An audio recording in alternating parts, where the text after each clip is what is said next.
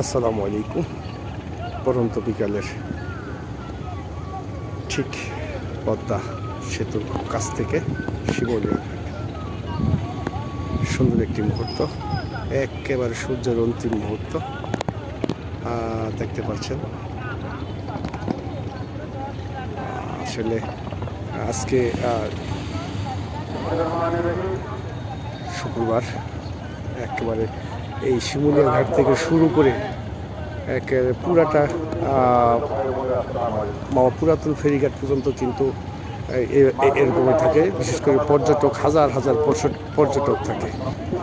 একেবারে পদ্মা সেতুর কাছাকাছি হওয়াতে এই ঘাটটার মধ্যে মানুষের সবসময় সমাগম থাকে। বিশেষ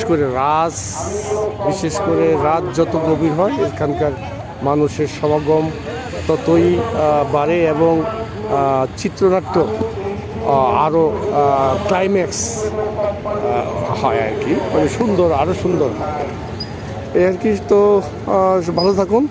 আসসালামু আলাইকুম।